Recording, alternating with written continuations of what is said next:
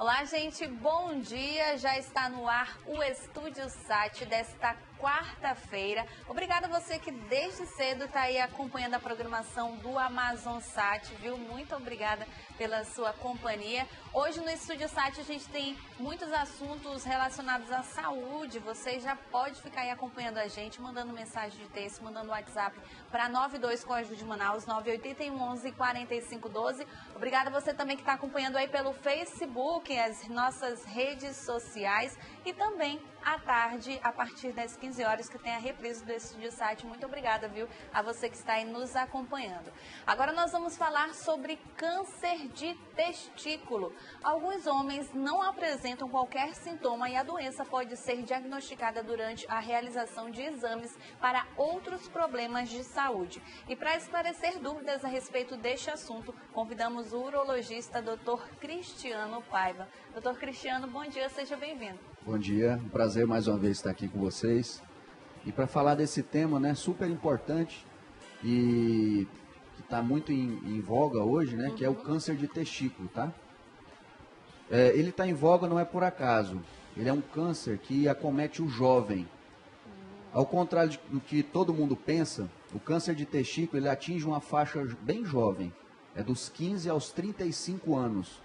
Então, isso aí torna a doença especial do ponto de vista de avaliação do paciente e do urologista. Então, como é desde muito jovem, então é importante ficar atento a alguns sintomas, não é, doutor? Exatamente. Tamires, o que chama a atenção do câncer de testículo é que a criança, quando já ao nascimento, ele pode ter o que a gente chama de criptorquidia. É aquele testículo que não desce completamente. Esse hoje é o principal fator de risco para o câncer de testículo, associado à atrofia testicular. Então, aquele bebê, aquela criança, onde a mãe não consegue palpar o testículo já na bolsa testicular, ou no escroto, né? Ela já tem que ficar um pouco atenta, porque essa criança, no futuro, se não for tomadas as devidas condutas, né? Seria colocar esse testículo de novo lá na bolsa testicular, no local que ele tem que ficar mesmo, né? Ela nasce já com essa tendência a ter câncer de testículo. Então, desde bem criança, bem jovem, a mãe também precisa ficar atento a esses pontos, não é, doutor? Exatamente. Como você bem falou no início, geralmente é uma doença assintomática, a pessoa não tem sintoma algum. E uma das formas de se suspeitar é durante o autoexame. Está no banheiro, tomando banho, com a região genital já ensaboada, mais ou menos fazendo um paralelo, né, com a mama, né, da mulher. Você aproveita que a mão está deslizando mais fácil e você faz a palpação testicular. Então, você não precisa ser nenhum expert para fazer isso. Sim. Você compara um lado com o outro e se você notar que um lado está bem maior que o outro, ou se você palpar um nódulo, que não é comum isso aí, tá? Você tem um testículo, teoricamente, ele tem que ser muito parecido com o outro, do tamanho e na forma. Então, se você nota alguma irregularidade ou alguma assimetria, quer dizer, esse testículo está muito maior que o outro ou muito menor que o outro, isso aí você já tem que ficar suspeito e procurar um urologista para fazer uma avaliação. E quais são os principais fatores de risco no caso disso? Como eu te falei, geralmente existe um caráter que já nasce com a criança. O bebezinho já nasce com aquele testículo não está na posição. Sim. Outro é a atrofia testicular, é um testículo muito menor que o outro. Isso também é detectado ao nascimento. Existem alguns fatores genéticos que são mais difíceis de serem identificados, né, que são deleções cromossômicas, principalmente relacionado ao cromossomo 12P. Isso aí é genético, já é mais difícil de ser feito, tá? Mas o principal é essa característica do testículo que não desceu, ou ele é pequeno, ou ao autoexame eu identifico uma irregularidade. É por isso que é importante fazer a detecção precoce, né? Como a gente precisa bater nessa tecla. Exatamente. A detecção precoce ela pode evitar diversas doenças, não só no testículo, como qualquer outro tipo de doença, né, doutor? Isso mesmo. E a dor no testículo, ela já pode ser vista como algum tipo de problema, algum câncer ou algo do tipo? Não tenha dúvida. Quando você fala dor testicular, a principal patologia que você tem que descartar completamente é a torção de testículo, que também é no jovem, tá? geralmente está associado a algum trauma local, não que o trauma vá fazer a torção, mas geralmente ele está ou jogando bola, ou praticando um esporte de contato, ou é uma brincadeira com um amigo, e isso aí precipita um reflexo chamado reflexo cremastérico, ele faz o testículo girar, e aí muitas vezes ele tem dor. Ou durante o sono, à noite, ele dormindo, ele também tem esse reflexo, ou por um pico hormonal de testosterona, que é comum nessa idade, jovem, né? Você tem esse reflexo, esse testículo roda e pode ter dor. Aí você fala assim, mas o tumor de testículo pode ter dor? Quando o tumor é muito grande e o crescimento do tumor de testículo é muito rápido, talvez seja um dos mais rápidos do organismo, ele pode crescer tanto que o fluxo sanguíneo não acompanha e tem necrose. Então a necrose testicular gera dor.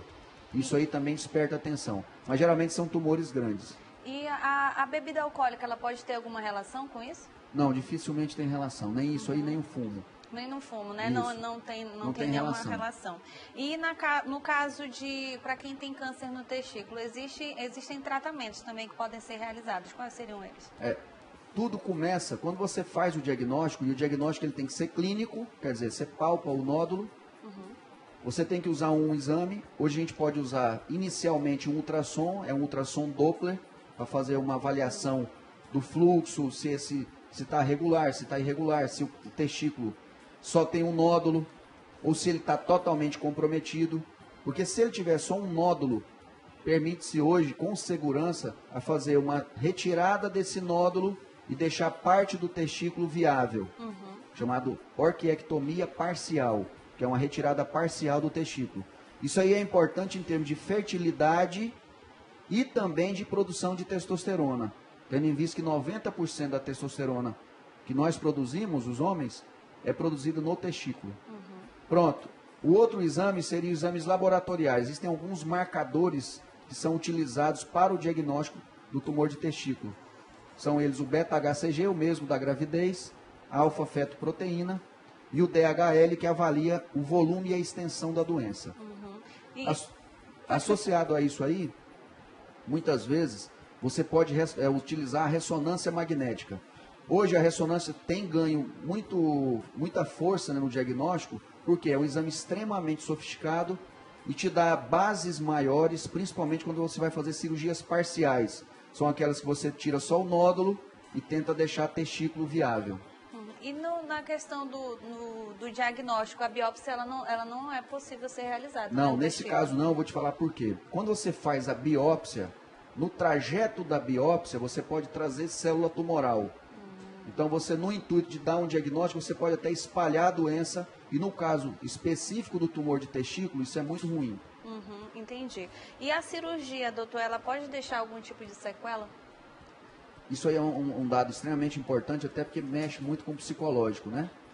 Então, como são jovens, e o jovem, de uma forma precoce e aguda, ele perde um dos testículos, isso aí tem um impacto muito negativo. Então, quando a gente tem, tanto no sistema público quanto no sistema privado, quando a gente tem o diagnóstico de um tumor de testículo, a gente aborda muito esse lado psicológico. Uma das formas de abrandar esse impacto é substituir o testículo que você tira por uma prótese testicular. É lógico que essa prótese ela não vai ter função nem de produzir testosterona e nem de produzir espermatozoides. Porém, psicologicamente, ele não vai ter o que a gente chama de síndrome da bolsa vazia. Quer dizer, ele olha, de um lado tem o testículo, do outro não tem. Isso aí é muito ruim, até porque é muito comum você estar jogando bola, você vai para um vestiário, então você tem amigos, isso aí chama atenção e o indivíduo fica extremamente retraído, exatamente por causa dessa comparação. E a nossa produção aqui pediu para olhar aqui no WhatsApp, tem uma pergunta, deixa eu só dar uma verificada. A pergunta é do Carlos, ele diz assim: se os testículos tiverem o mesmo tamanho e o saco escrotal também, mas apresentar algum tipo de dor, é sinal de que pode haver algum tipo de câncer, algo do tipo? Ora, nesse caso, o ideal é que ele vá no urologista, porque existem causas de dor testicular que são muito comuns, principalmente em jovens. Uma delas é a varicocele. Sim. A varicocele é uma variz do testículo, geralmente é do lado esquerdo, tá? E isso aí leva muitos jovens, né, a ter dor de testículo, que muitas vezes não tem nada a ver com tumor, mas tem que ser investigada. Por quê? A varicocele hoje ela é a principal causa de infertilidade masculina. E é por isso que a gente tem que dar hoje o diagnóstico cada vez mais precoce para evitar um problema futuro. Por quê? Porque corrigindo essa varicocele, a fertilidade vai voltar ao normal e o indivíduo vai poder ter filho no futuro. Ok, doutor, eu gostaria de agradecer a sua presença aqui. Você pode ficar à vontade para fazer as considerações finais. E a gente também tem as redes sociais para mostrar para os nossos... Primeiro, agradecer o convite mais uma vez, extremamente produtivo toda vez que eu venho aqui. Valorizar sempre o autoexame. Eu acho que a mensagem final da nossa entrevista é esse autoexame. Não só para as pessoas que tenham essa faixa etária de 15 aos 35 anos, tá? Mas para o indivíduo até em fase adulta, mais velho, também fazer esse autoexame, porque apesar de raro, o tumor de testículo também pode acometer indivíduos mais velhos. Ok, doutor. Mais uma vez, obrigada. Tenha um bom dia. Bom dia. E a gente está mostrando as redes sociais aí no ar para você que está acompanhando aí em casa, que quiser conhecer um pouco mais do trabalho do Dr. Cristiano Paiva, você pode acessar no YouTube, no Facebook e no Instagram também. Bom, a gente agora vai para um rápido intervalo, mas daqui a pouquinho a gente está de volta com o Estúdio Site. Eu estou esperando sua mensagem, sua participação. 92 Código de Manaus, 98111 4512. A gente volta já.